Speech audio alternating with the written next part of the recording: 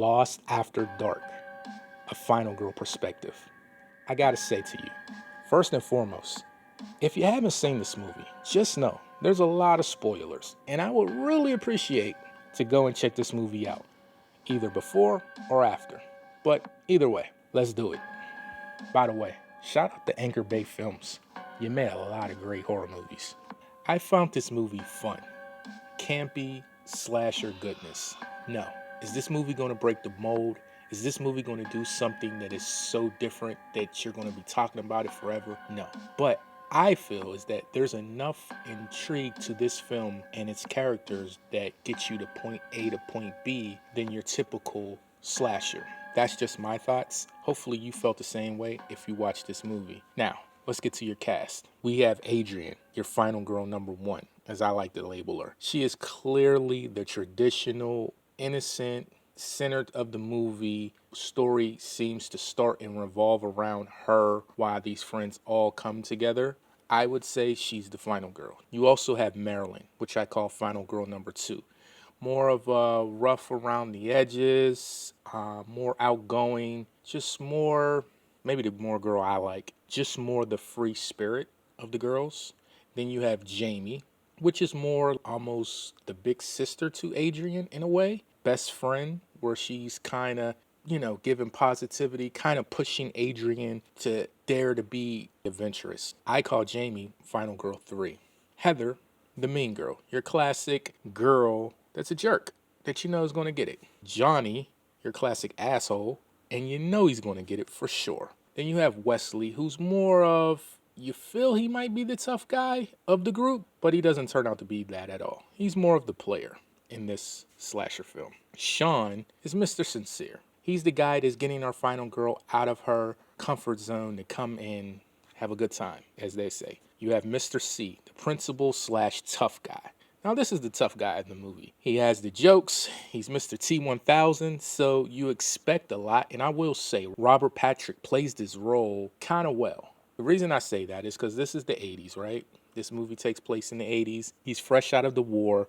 It feels like he's still over there by the verbiage and the things that he says and how he handles himself. He's just so over the top. Everything is military. Everything is what's the coordinates. Everything is in my day, my platoon, my men, and he's schooling the kids. This isn't the same world your parents grew up in. You carry mace? ABP. That's my motto. Always be prepared. When I was in the bush with the 101st, you can sure bet, little missy, that we were prepared for anything. Because that was back in the day when men were men and women knew it. Don't look at me with those big dumb cow eyes.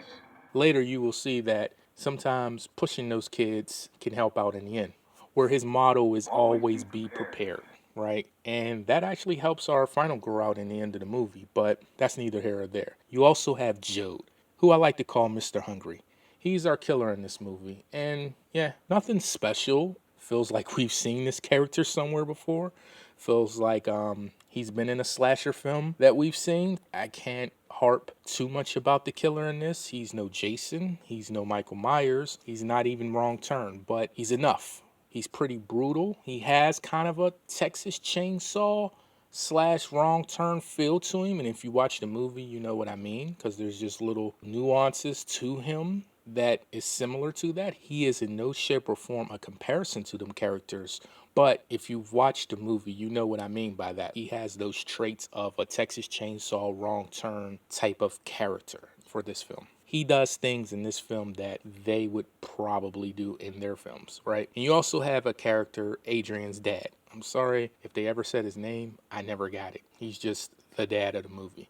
I like to call him Mr. Save the Day. And from the way this movie's going, it's being centered around Adrian. He's the final girl's dad. That is just more of a point to that this has to be the final girl, right? And you have Toby. How did I forget Toby? He's more your good friend. He's kind of the guy as you're watching the movie you root for. He has a crush on Marilyn. It almost feels like he's getting close. And it almost feels like at a moment she's with it, but clearly not. Now I may need some advice. About what? Well, what do you think about Wesley? Oh, he's a cool guy, and, Wait, what about him? He's just so, I don't know, exotic or something, Has he ever mentioned me? Actually, I think he likes Jamie. I could get him if I wanted. Marilyn has a crush on Wes, who has a crush on Jamie, right? Or I don't know if crush is the right word.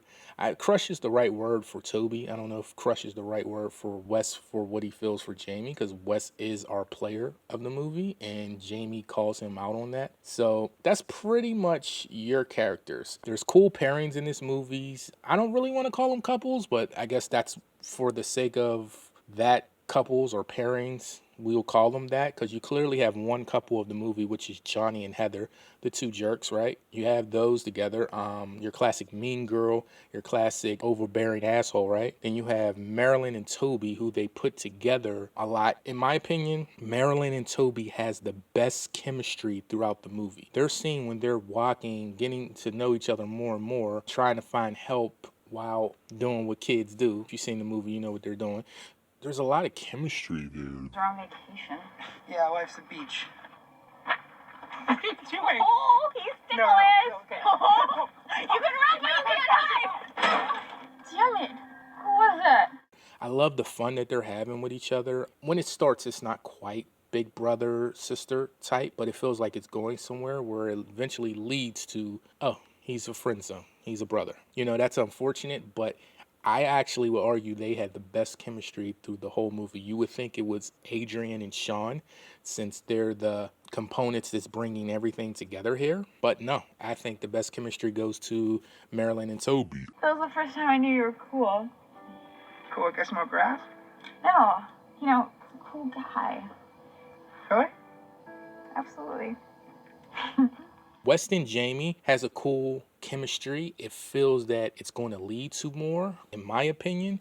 From watching this from the first view, maybe those two will be the finals. You know, it feels that it's going to have more chemistry between these two. Frankly, we never get there. The potential is there. It has a moment. It just needed more, and it never got where it was going to go. And I feel like Jamie's character was disserviced in some fashions of the movie. Nothing to really complain about, but you can see where it could have been a little bit more flush. But there's reasons for that. In hindsight, by the end of the movie, I totally understand why they went with that. So I'm curious to figure out who were your favorite couples / pairings if you've seen this film. So let's talk about Marilyn's take on fate. Hearing her dialogue on fate and how she feels about it and her conclusion of it, I got the feel that this could be the final girl. She's more outgoing, as I said. She's more rough around the edges. She feels as though she can handle herself. If shit breaks down, she'll be more quickly to throw a punch or pick up something and fight back. At the same time, Adrian looks like she can surprise you. Once the shit hits the fan, she might do what she needs to do, but Marilyn just gives you that kick-ass vibe straight off. Whereas Adrian feels to be more classic, more innocent, fated to be the more traditional final girl, as I would say. It also helps that Marilyn is a virgin, right? And as Randy says, virgins are the survivors of the horror flicks. There's that. How do I know she's a virgin? She clearly says things in this movie that, everything's her first time. She doesn't even know how to kiss. So what am I to think, right? Things to point out. The mean girl and the asshole, her boyfriend Johnnie, is definitely going to get it. The mean girl, Heather, I could never put on the final girl list for potential because she's clearly there for a kill. There's a scene where she brings along her dog, and at a certain point, she has to sacrifice her dog's life out of nowhere, or she's a goner. So it's like, you get it, but she killed the dog in the movie purposely. She's getting it, right? Clearly. She's definitely not the final girl. Jamie has a moment where she lays more backstory. She's an athlete, and she talks about her skill in running, which indeed sets her up more to give the killer a harder time. As I would say, he would have to work for it to get this girl, So she's going to clearly pull a Texas Chainsaw Next Generation where she's going to outrun this killer from the way she talks. Her conversation with Wes, like I said, it hinted at a later union between them, but if you watch the movie, you know it never happened. I'll tell you what I've been focusing on. Here it comes. No, come on, look, don't be so quick to judge. I was just going to say that maybe you and I can find some time to ourselves once we get into the cabin. Me and you. Yeah, why not? I wonder what was more likely, Marilyn and Toby coming together for maybe an intimate moment, a kiss or something, or Wes and Jamie hooking up later because it was kind of hinted at. I don't know. You tell me. What's the direction you had gone? What do you think was more likely? If that was filmed and they didn't cut it from the film, what do you think happened? Was it more likely that Jamie and Wes hooked up, or Marilyn and Toby shared a kiss? I'm curious to see what you guys think. And I gotta say, I feel that Jamie had more scenes in this movie that were cut to give the movie more suspense on who will survive. And I think that is the only reason it was cut. Maybe they could have found a way to leave something more in there. Example, the bus pulls up to take them to their destination. They're going to a cabin that Adrian has somewhere far. Don't quote me on where it was, but that's the destination. The bus pulls up and she has this look in this moment where it feels that something is off. Similar to like the Jeepers Creepers girl on the bus, feeling and seeing and having premonitions of what was to come. That's the feeling, but it's cut and you see her have a moment and it's just like there's more to that. And they never go into that. You never get to see what that's about. And there's also other feelings and expressions that she puts on that you feel would connect to that. But I don't know, is it time restraints or it was just about suspense of who would be the survivor, not make it as obvious? I don't know. Your guess is as good as mine. But back to Adrian. Being a good girl and along for the ride with these cool kids, as you would like to call them, these hoodlums, these misfits, feels very centered from the start that she's going to be your traditional final girl. Not to mention that she has a sister that earlier in the film fell victim to our killer. So that sweet, sweet revenge feel into the fact that she's the only one with a parent in the movie that happens to have a gun arsenal. Pops is going to show up with the weapons, right? Maybe he saves the day and his sweet 16 lets 16 go on the killer. If you caught that, then we're here. You get where I'm going with this, right? If I would have had to bet, Adrian, Marilyn, and Toby would have been the last survivors. Was I wrong? Before I get there, thoughts on the killer. I feel that the kids take more precedent over the killer in this slasher film. Honestly, that's not common. And your Jasons, your Freddys, your Michaels, even your Chuckies, your killer is the star most of the time. I mean, Scream has an exception. Nancy shines in Nightmare on Elm Street, but for the most part, Jason is really not about the campers. It's about Jason, Once Laurie moved on, even with Laurie there, it was still about Michael Myers, right? So it's a nice touch that there's enough depth, and I'm not going to say like extreme depth written for this movie. It's a short movie, but there's enough there, intrigue, and you're with these characters long enough to like them, to understand them, and to let them take you on the ride. Whereas the killer is kind of standard. He's big, he's mean, he's hungry. Did I mention he was a cannibal? I think I forgot to mention that. That's why he's Mr. Hungry. He's a cannibal. And this hungry man wants his dinner. So I gotta say, he is very brutal. One kill stands out. Sean's death in this movie really stands out. The shit is so gruesome and twisted, no pun intended. But then again, Wes's kill was very damn. I guess there are two kills that really stand out. The other ones are kind of run-of-the-mill kills. But Sean is really brutal, gruesome death. And as all the victims fall, I'm blown away by the fact that the first victim and person to go is the traditional final girl, Adrian. Yep, she's out of here first in the movie. That right there was cool. It's been done. We've seen who we thought was the final girl in Scream, and we've seen it in Halloween die very early in the film. This wasn't early, but she was the first to go. The movie totally centered around her. They're in this situation going to a place that she has. So for her to go first, it was like, damn, the traditional final girl. So we're in for something different. And I liked it, that twist. It was enough to keep me engaged. And yeah, I thought that was good. So after seeing her go, my thought is, it gotta be the ruffled flower, right? It gotta be Marilyn. It gotta be Marilyn. She ain't gonna take no shit, right? She's the one that's going to survive this all, right? Okay, now let's get to the T-1000, Mr. C. He has a face-off with our killer. The T-1000 let us down, guys. Yes, I'm sorry to report. It must have been Judgment Day and he got it. He let us down. He went quick, but I will say he made an impact, to say the least. But yeah, he went. I feel they used his time on screen while it's not a lot. It is enough, and he is in this movie. It is not a 5-minute, he was just there to get name value to get you to watch this movie. It feels like it's going to be that, but in hindsight, he was in this movie. He served his purpose. He gave us a couple great scenes. I think it worked out well. But shame on you, T-1000. Shame on you. He had a lot of mouth. He didn't back it up. Not at all. I gotta also say, all three of the potential final girls were very sincere.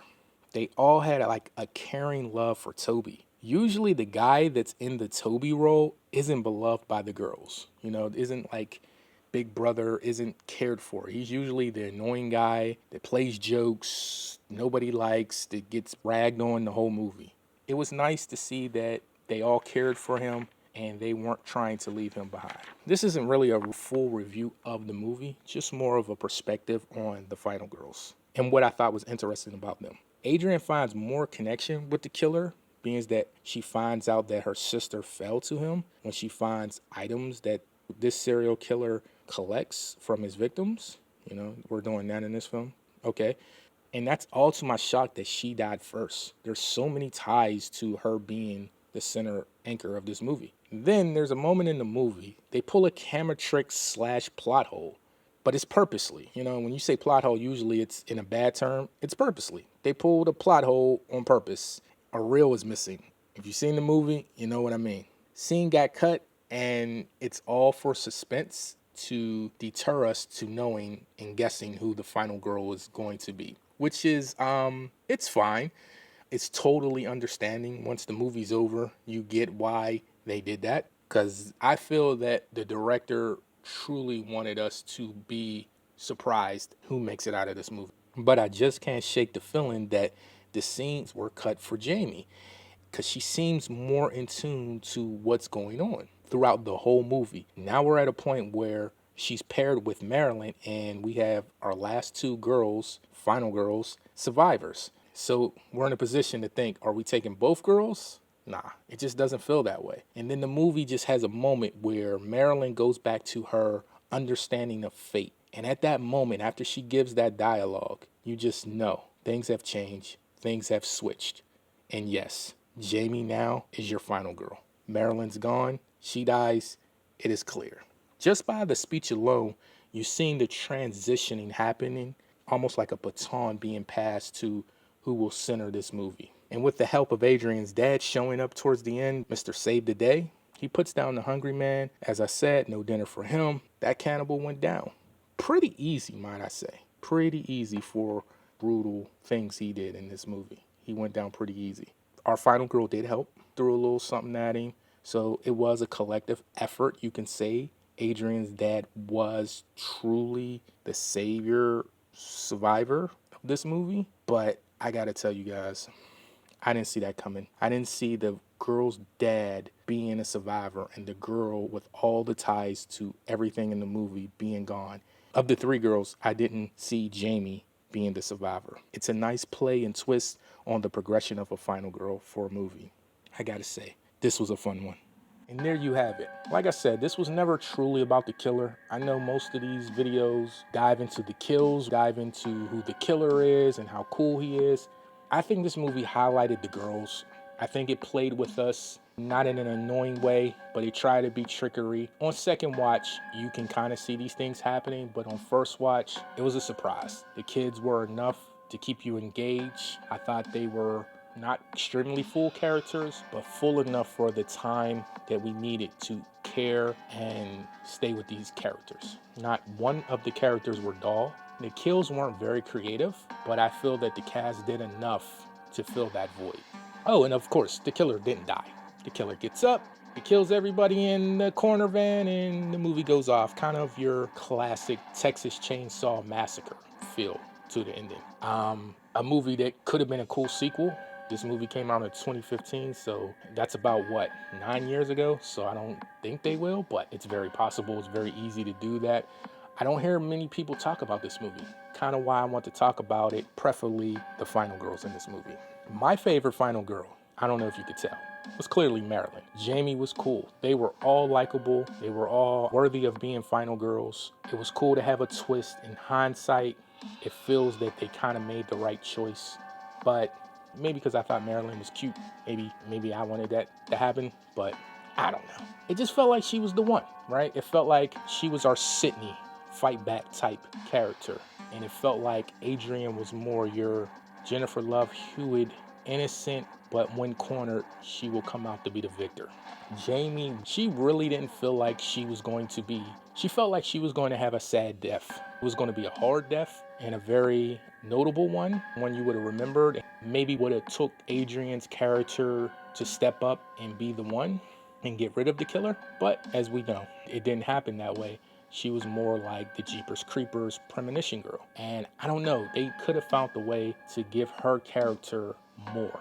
Her character is clearly missing something. And 5 more minutes in this movie of something. I don't know what they could have did without trying to ruin the surprise of what they were trying to pull in this movie, but I'm sure there's something they could have did. The fact that she's so in tune and feeling things throughout this movie, if you really watch her expressions, and that they never tapped into that, is troubling. But even a sequel could have helped that. Nevertheless, fun movie, rewatchable. I watched it twice, maybe 2 times and a half. Very short movie. Remember when movies used to have a good run in pacing time? I don't know if it's a top 10 movie, but when you get tired of seeing the same movies, this feels close to traditional, but still different enough. The cast did a really good job, and I think this could be a slasher movie that people have a lot of love for if they knew about it. I've always seen this movie around, but I never took a chance on it. Robert Patrick always intrigued me enough to watch this movie, and he was in it more than I thought he would be. I was pleasantly surprised by that, and I really did enjoy it. But I'm a slasher fan, guys, so there's that. It was cool to see some of these actors. I've noticed some of these guys. I noticed Johnnie from Supernatural fame. I've noticed Wes from some other movies. He's an actor on the come up. I seen that Marilyn was in The 100. Looks like an awesome show. Never checked it out. And we all know the T-1000, right? We all know the Terminator, right? So, fun movie. Definitely worth a watch. Recommend it to your friends. Tell everybody you know. Let me know what you thought about this movie. Let me know everything you felt about it. Were you surprised by it, or was it predictable for you? Because for me, it wasn't as predictable. And usually movies like this are very predictable. So this is my final girl perspective on Lost After Dark. Thank you for your time, your comments, your likes, your shares. All that is always greatly appreciated. And I'll see you on the next one. Let me know if you would like me to do more of these, because I thought this was different enough to talk about. That's not the same old, same old. Yes, it's a slasher, so it's kind of the same, still different enough. I don't hear nothing about this movie.